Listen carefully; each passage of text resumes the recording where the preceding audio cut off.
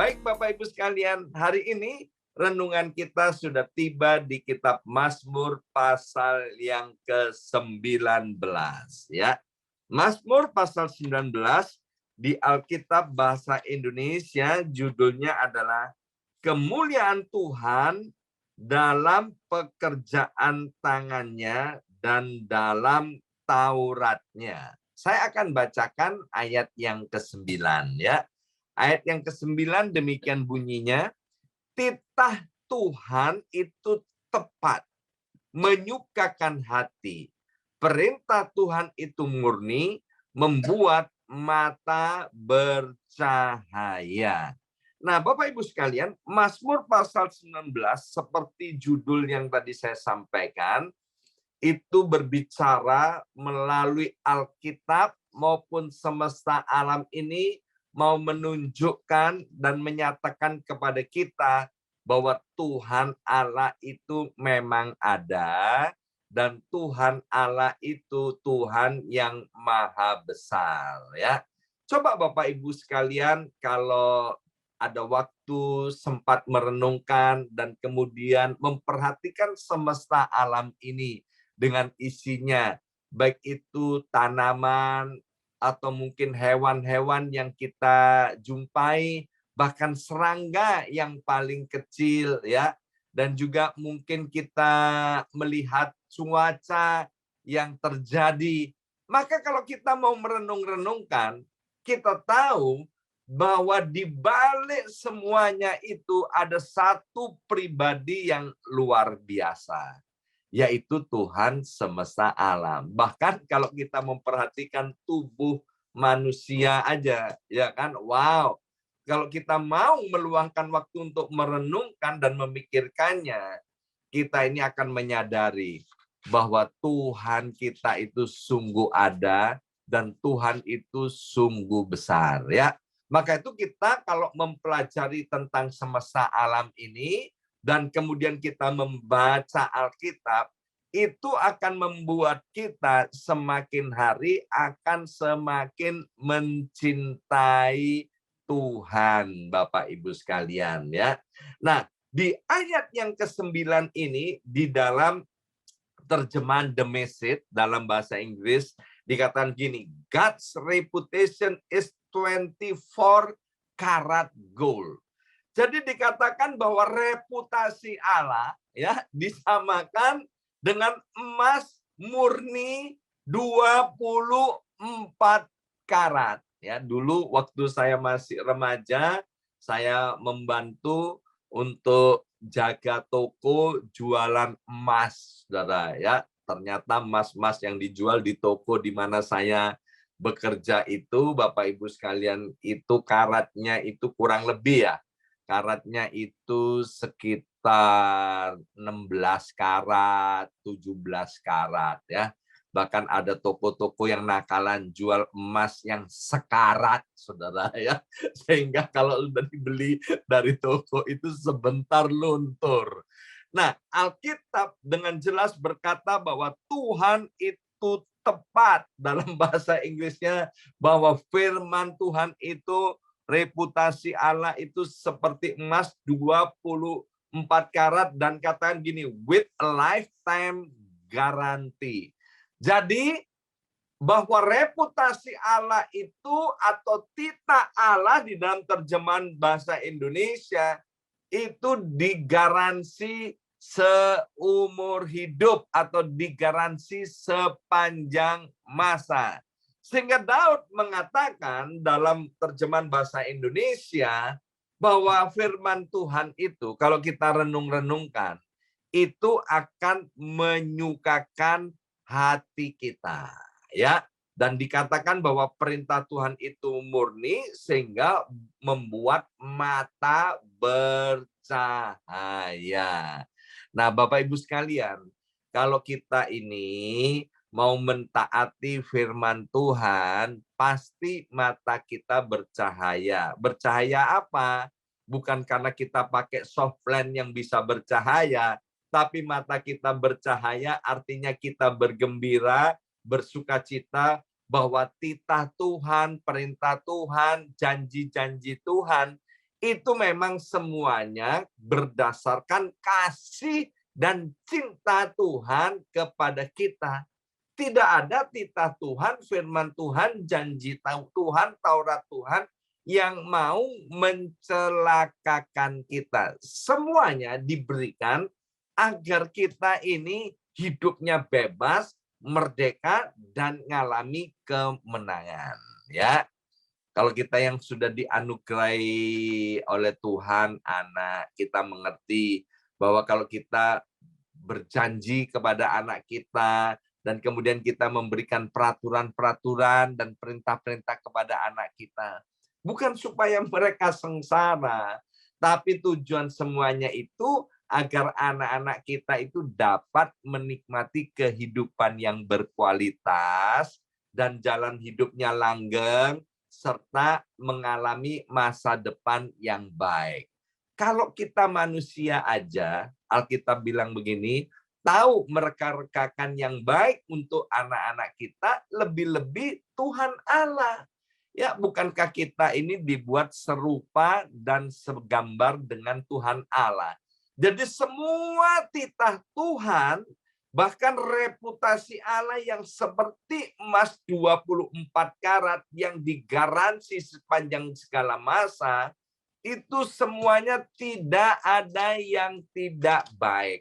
Maka itu Bapak Ibu sekalian, mari melalui Mazmur pasal 19, yang pertama Tuhan itu mau berbicara agar kita ini suka merenung-renungkan tentang semesta alam ini, tentang kehidupan, tentang apa yang ada di bumi ini, juga tentang diri kita sendiri. Ya, kalau kita bisa meluangkan waktu, dan kemudian kita memikirkan tentang mata kita, tentang telinga kita, tentang mulut kita, tentang organ-organ tubuh kita, kita akan dibuat takjub. Ya, maaf, tentang otak kita juga kita akan dibuat terheran-heran. Kok bisa ya? Kok bisa Tuhan itu menciptakan kita sedemikian rupa? Maka itu kalau kita tahu akan hal itu, kita akan semakin mencintai dan mengasihi Tuhan. Ya, maka itu Bapak Ibu sekalian, mari terus kita mempercayai Tuhan dan mempercayai bahwa semua janji-janji Tuhan dan firman-Nya itu teruji, murni, digaransi Bapak Ibu sekalian. Kemudian ayat yang ke-15. Ayat yang ke-15, Daud bilang begini, Mazmur 19, ya, tidak semua Mazmur ditulis oleh Daud, tapi Mazmur 19 ini ditulis oleh Daud. Daud bilang begini, mudah-mudahan engkau berkenan akan ucapan mulutku dan renungan hatiku, ya Tuhan, gunung batuku dan penebusku. Ya, jadi Daud ini luar biasa. Kalau cerita tentang Daud, saya itu benar-benar terkagum-kagum ya. Daud yang masih muda, dan Alkitab tidak sebanyak hari ini ya, kitab-kitab yang menceritakan tentang Tuhan pada zaman itu juga tidak mudah untuk diperolehnya. Tapi Daud itu benar-benar sadar bahwa Tuhan itu mengetahui isi hati kita, ya. Sehingga dia bilang begini, Tuhan, biarlah apa yang ada di hatiku, yang aku renungkan, itu berkenan di hadapan Tuhan. Bapak Ibu sekalian, kalau kita menyadari akan hal ini, ya, sekali lagi, kalau kita sadar akan hal ini, tentu kita tidak akan memikirkan dan kita tidak akan merenungkan sesuatu yang jahat, yang kotor, yang najis di dalam hidup kita. Mengapa?